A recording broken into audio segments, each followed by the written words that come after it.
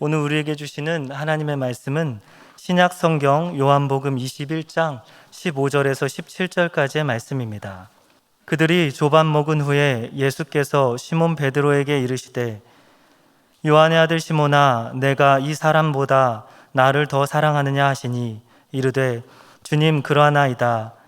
내가 주님을 사랑하는 줄 주님께서 아시나이다. 이르시되 내 어린 양을 먹이라 하시고 또 두 번째 이르시되 요한의 아들 시몬아 내가 나를 사랑하느냐 하시니 이르되 주님 그러하나이다. 내가 주님을 사랑하는 줄 주님께서 아시나이다. 이르시되 내 양을 치라 하시고 세 번째 이르시되 요한의 아들 시몬아 내가 나를 사랑하느냐 하시니 주께서 세 번째 내가 나를 사랑하느냐 하심으로 베드로가 근심하여 이르되 주님 모든 것을 아시오매 내가 주님을 사랑하는 줄을 주님께서 아시나이다. 예수께서 이르시되 내 양을 먹이라. 아멘. 오늘은 부활주일입니다. 그리고 교회 창립 62주년 기념주일입니다. 이런 날은 그냥 넘어갈 수가 없죠. 우리 지난주에 배운 것처럼 환대하면서 한번 인사하는 시간 갖도록 하겠습니다. 우리 눈을 크게 뜨고 또 입을 활짝 웃는 모습을 지으면서 우와 인사할 건 아니고요. 부활의 기쁨을 나눕시다 하면서 인사하겠습니다. 부활의 기쁨을 나눕시다. 네, 감사합니다. 이 부활을 한자로 살펴보면 이 다시 부자에 살활자를 사용합니다. 그래서 이 표현대로 보면 부활은 다시 산다라는 의미를 갖고 있습니다. 그런데 이 살활자에서 이 부활의 또 다른 의미를 찾을 수가 있습니다. 이 같은 의미의 활이 들어가 있는 단어가 여러 개 있습니다. 그 중에 하나가 활명수입니다. 뭐 드셔보셨죠? 소화가 잘 안 됩니다. 그러면 어떤 증세가 생깁니까? 이 속이 꽉 막힌 것 같습니다. 그럴 때 약을 먹습니다. 그러면 막힌 게 뚫린 것 같은 생각이 듭니다. 그리고 또 실제 그러한 일이 일어납니다. 그래서 이러한 역할을 하는 약으로 지어진 이름이 활명수입니다. 즉 다시 살리는 물이라는 것입니다. 다시 이전의 상태로 회복시켜주는 물이라는 것입니다. 즉 속이 꽉 막히기 이전의 상태로 돌려주어서 이전처럼 속이 시원하게 해주는 물이라는 의미입니다. 바로 이 살활자에 이런 의미가 담겨져 있는 것입니다. 이런 면에서 부활은 회복이라는 의미를 가질 수 있는 것입니다. 예수님은 이 당신의 부활을 믿지 못하는 제자들을 찾아가셨습니다.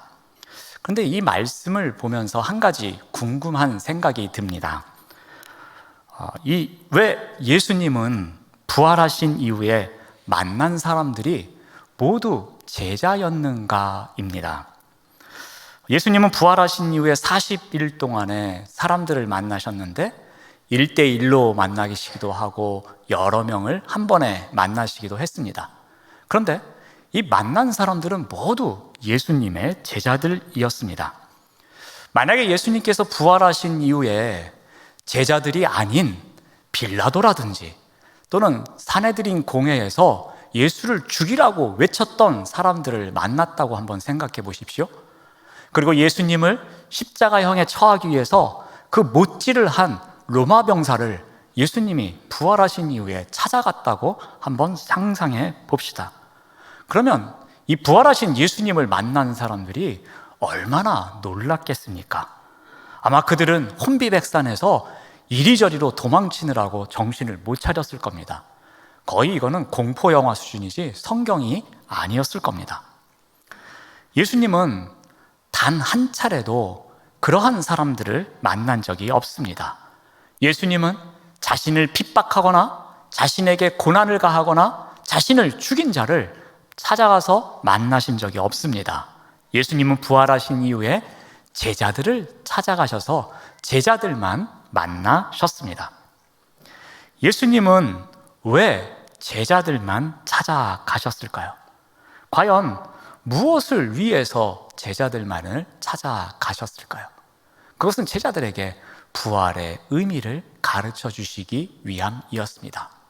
자, 그렇다면 어떠한 부활의 의미를 가르쳐 주기 위함이었을까요? 그것은 바로 회복이었습니다. 부활이 회복임을 가르쳐 주기 위해서 제자들을 찾아가셨던 것이었습니다. 먼저 예수님께서는 이 회복의 의미를 가르쳐 주시기 위해서 사명을 회복시키시기 위해 제자들을 찾아가십니다. 여인들이 예수님의 빈 무덤을 발견한 당일 저녁이었습니다. 제자들은 유대인에 대한 두려움으로 가득한 상황이었습니다. 그들은 문들을 닫아 걸고 함께 모여 있었습니다. 이 문 닫힌 방에 이들이 모여 있었다는 것은 왠지 예수님과의 단절을 의미하는 것 같습니다. 이제는 예수님을 의지하는 것이 아니라 이 굳게 닫힌 문을 의지하며 살아가겠노라는 제자들의 마음이 담겨져 있는 것이었습니다. 이와 같이 두려움에 빠져 있는 제자들을 예수님께서 찾아오십니다. 그리고 어떻게 하십니까? 우리 요한복음 20장 19절 말씀을 봅니다. 이날 곧 안식 후 첫날 저녁 때에 제자들이 유대인들을 두려워하여 모인 곳의 문들을 닫았더니 예수께서 오사 가운데 서서 이르시되 너희에게 평강이 있을지어다. 예수님은 두려움에 사로잡혔던 제자들에게 평강을 선포하십니다.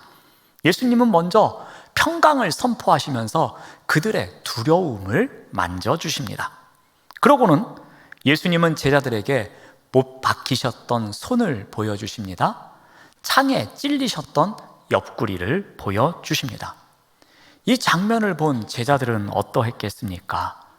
이 손과 옆구리의 이 흔적을 본 제자들은 아마도 예수님의 고통을 느꼈을 것입니다. 또한 그 고통이 자신들의 비겁함과 배신 때문에 일어난 일이 아닐까 자책하기도 했을 것입니다. 그들은 말로 다 할 수 없는 슬픔과 회한에 빠졌을 것입니다. 이러한 제자들에게 예수님께서는 다시 한번 말씀하십니다. 21절 말씀을 봅니다. 예수께서 또 이르시되 너희에게 평강이 있을지어다. 아버지께서 나를 보내신 것 같이 나도 너희를 보내노라. 다시 한번 예수님께서는 평강을 선포하시면서 그들의 두려운 마음, 그들의 좌절한 마음을 만져주십니다. 그런데 여기서 예수님께서 매우 중요한 말씀을 해 주십니다. 무엇입니까? 아버지께서 나를 보내신 것 같이 나도 너희를 보내겠다. 이렇게 말씀하십니다. 아버지께서 예수님을 보내셨다는 것은 무엇을 의미합니까? 이것은 예수님께서 이 세상을 구원하시기 위한 사명을 가지고 이 세상에 오셨으며 그 사명을 위해서 고난받으시고 그 사명을 위해서 십자가에 달려 죽으시고 그 사명을 위해서 부활하셨음을 이야기합니다. 그런데 이것을 아버지께서 보내셨다라고 말씀하십니다. 그런데 그 다음이 더 중요합니다. 이번엔 무엇이라고 말씀하십니까? 이렇게 한 것 같이 이제는 나도 너희를 보내겠다 말씀하십니다. 이것은 무엇을 의미합니까? 제자들이 부활하신 주님에 의해서 이제 세상을 구원하시는 주님의 사명을 완수하는 그러한 도구로 쓰임받을 것임을 선포하시는 것입니다. 즉 부활하신 예수님께서 제자들에게 당신을 다 버리고 떠남으로써 상실했던 그 제자들, 그래서 그 사명을 잊고 살아갈 수밖에 없었던 그 제자들에게 다시 사명을 깨우쳐 주시는 장면이었습니다. 죽음과 부활을 통해서 아버지께서 맡기신 구원 사역을 완수하신 이 예수님께서 이제 제자들을 세상에 보내시면서 아버지께서 나를 이 땅에 보내셨던 것처럼 이제는 내가 너희들에게 내 사명을 이어서 해나갈 것을 당부하며 그것을 명령하며 파송하고 있는 장면입니다. 바로 제자들에게 사명을 맡기시는 말씀입니다. 부활하신 예수님께서 제자들을 찾아온 이유가 바로 여기에 있습니다. 다시 그들에게 사명을 회복시키시기 위해서 부활하신 예수님께서 제자들을 찾아오신 것이었습니다. 그러므로 부활신앙을 갖고 이 땅에 이 시대의 제자로 살아가고 있는 우리 또한 이것을 꼭 기억해야 할 것입니다. 우리가 부활신앙을 갖는다는 것, 그것은 부활하신 주님께서 우리에게 맡겨주신 그 사명을 다하면서 살아가는 것임을 꼭 기억해야 할 것입니다. 이 사명을 갖고 살아가는 자가 제자입니다. 두 번째로 예수님께서 제자들을 찾아오신 이유는 믿음을 회복시키시기 위함입니다. 부활하신 예수님께서 제자들에게 오셔서 사명을 회복시키실 때에 12제자 가운데 그 자리에 없었던 제자가 있었습니다. 디두모라고도 불리우는 도마였습니다. 예수님께서 그 자리를 떠나신 이후에 다른 제자들이 도마에게 이렇게 말합니다. 요한복음 20장 25절 말씀을 봅니다. 다른 제자들이 그에게 이르되 우리가 주를 보았노라 하니 도마가 이르되 내가 그의 손에 못자국을 보며 내 손가락을 그 못자국에 넣으며 내 손을 그 옆구리에 넣어보지 않고는 믿지 않겠노라 라고 말합니다. 도마는 예수님께서 부활하셨다는 소식을 듣고서 도저히 믿을 수가 없다고 말합니다. 제자들의 증언이 거짓이라고 말합니다. 왜냐하면 이것은 이성적인 판단에 부합하지 않는 일이었습니다. 도무지 이해할 수 없는 내용이었습니다. 그래서 도마는 예수님의 상처 입은 그 손, 창에 찔린 그 옆구리에 손을 넣어보지 않고서는 믿지 않겠다 이렇게 선포하고 있습니다. 직접 자신이 경험하지 않고서는 믿을 수 없다고 말합니다. 그로부터 8회가 지났습니다. 지난번처럼 그들이 그 집에서 문을 닫아 걸고서 모여 있었습니다. 예수님은 의심하는 도마의 마음을 위해서 다시 그곳에 찾아오십니다. 요한복음 20장 26절 말씀을 봅니다. 8회를 지나서 제자들이 다시 집 안에 있을 때에 도마도 함께 있고 문들이 닫혔는데 예수께서 오사 가운데 서서 이르시되 너희에게 평강이 있을지어다. 이 모습은 첫 번째로 제자들에게 나타났던 모습과 똑같이 연출되고 있습니다. 예수님께서 등장하십니다. 그리고 인사 말씀을 나누십니다. 처음과 동일하게 진행되고 있습니다. 이때 예수님은 도마의 손으로 직접 부활하신 예수를 만날 수 있도록 허락하십니다. 27절 말씀을 봅니다. 도마에게 이르시되 내 손가락을 이리 내밀어 내 손을 보고 내 손을 내밀어 내 옆구리에 넣어보라. 그리하여 믿음 없는 자가 되지 말고 믿는 자가 되라. 이렇게 말씀하십니다. 예수님은 도마가 예수님의 손과 옆구리를 보지 않고는 믿지 않겠다는 말을 알았던 것 같습니다. 그래서 그의 마음을 전적으로 수용해 주십니다. 예수님은 여기서 중요한 것은 도마의 행위가 아니었습니다. 도마의 믿음이었습니다. 그 믿지 않는 상태에서 믿는 상태로 올 수 있도록 이끄는 것이 예수님께서 의도하시는 것이었습니다. 그래서 그 부활하신 예수님을 만난 도마는 어떻게 합니까? 어떻게 그 믿음을 신앙으로 고백합니까? 우리 28절 말씀을 봅니다. 도마가 대답하여 이르되 나의 주님이시요 나의 하나님이십니다 라고 고백합니다. 도마는 이제 부활하신 예수님을 믿을 수 있었습니다. 그래서 그 예수님을 나의 주인이시요 나의 하나님이십니다 라면서 신앙의 고백을 하고 있는 것입니다. 결코 믿을 수 없다고 했었습니다. 이 도마의 불신앙과 의심을 예수님께서는 책망도 하셨습니다. 그러나 그의 믿음이 회복되도록 끝까지 포기하지 않으시고 그 도마의 믿음이 회복될 수 있도록 예수님께서는 도마의 삶을 이끌어 주셨던 것이었습니다.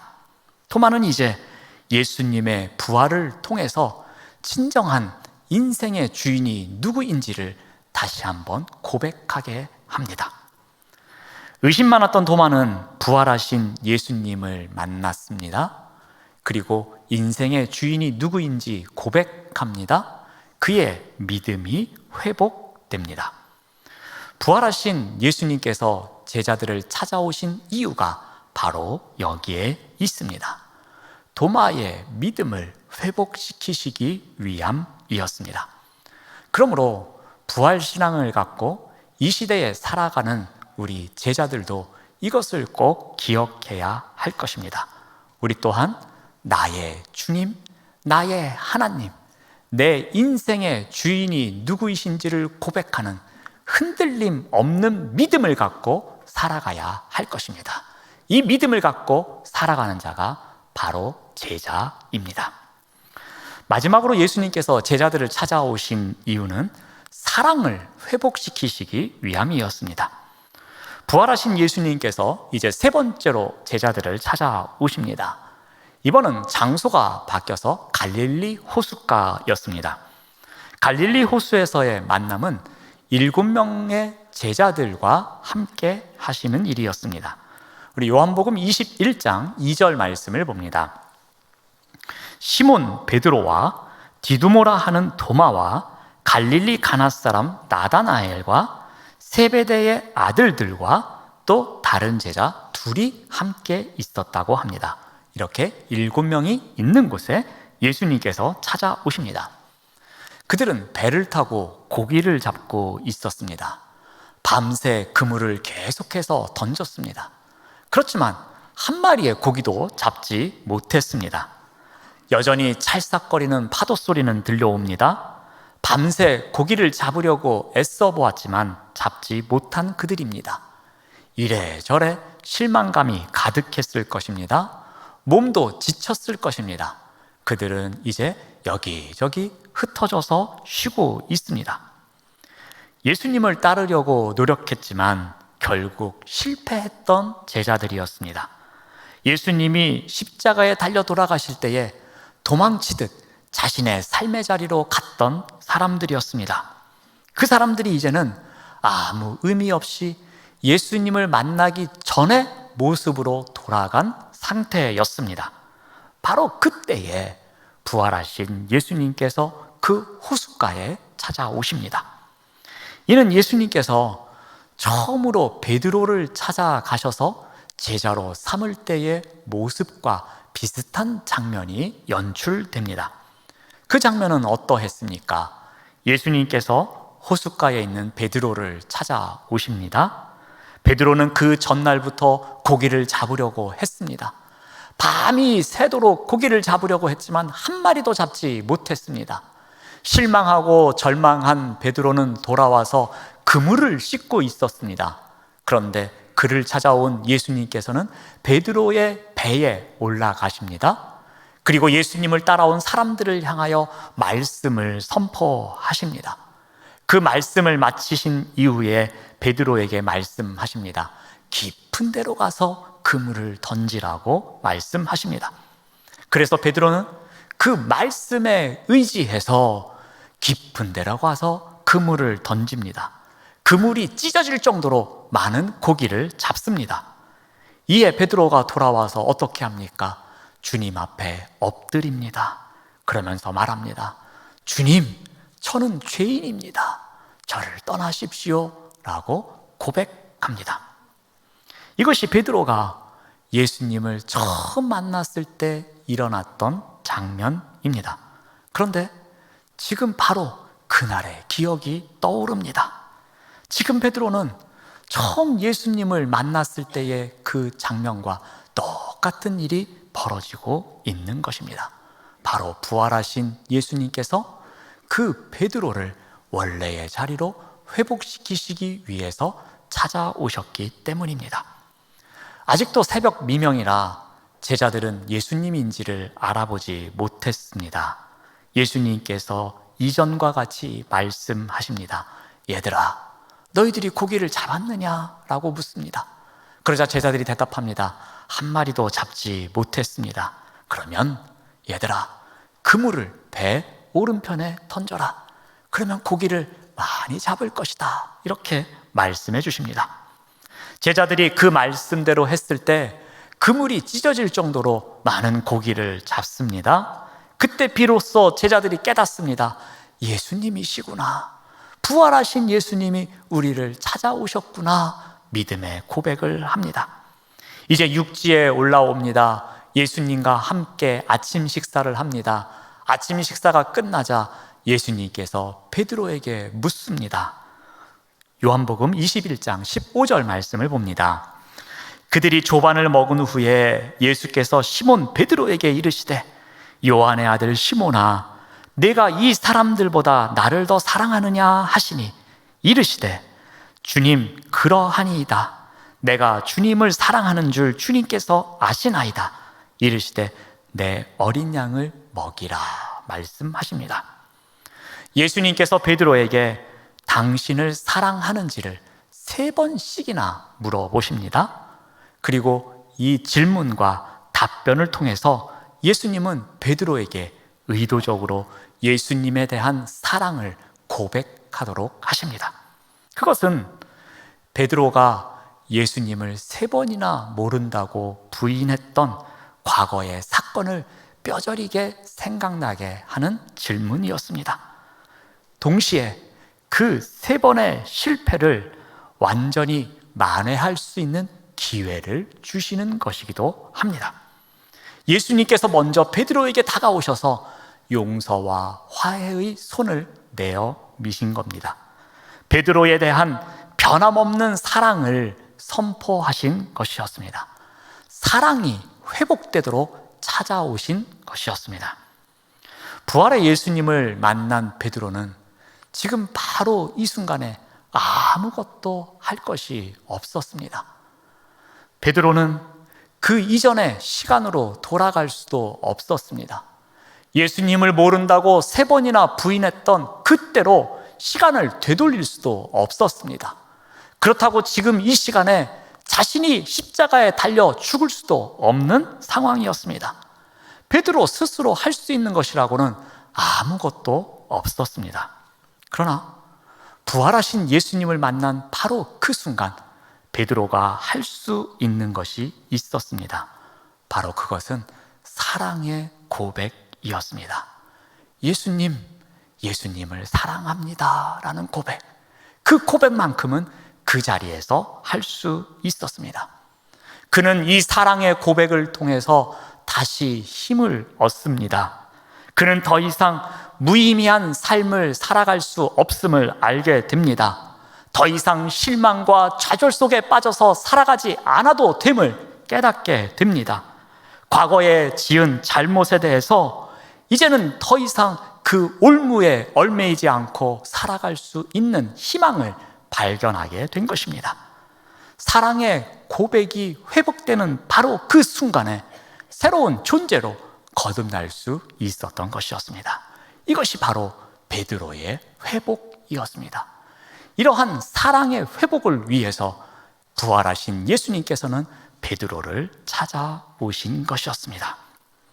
그러므로 부활신앙을 갖고 제자로 살아가고 있는 우리 또한 이것을 기억해야 할 것입니다.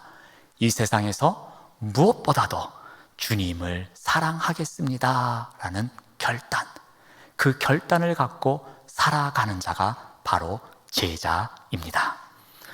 오늘은 부활주일이면서 교회 창립 62주년 기념주일입니다. 우리에게는 기쁨이 2배인 주일이기도 합니다. 이와 같은 뜻깊은 날에 부활의 신앙에 갖고 있는 의미를 다시 한번 돌아봅니다. 여러분, 부활신앙이란 무엇입니까? 죽어서 천국 간다는 내세적인 신앙만이 부활신앙은 아닙니다. 부활신앙이라는 것은 다시 사는 것입니다. 다시 일어나는 것입니다. 다시 새로워지는 것입니다. 즉 다시 회복되는 것, 이것이 바로 부활신앙입니다.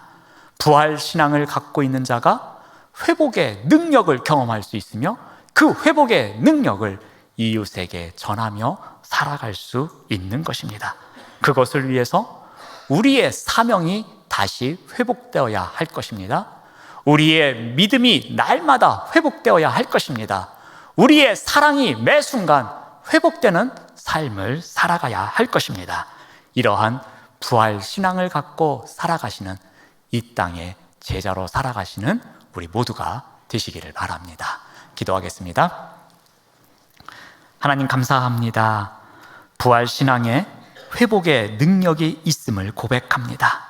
그 믿음으로 우리 시대에 필요한 자리에서 회복의 능력을 누리며 살아갈 수 있도록 인도하여 주시옵소서.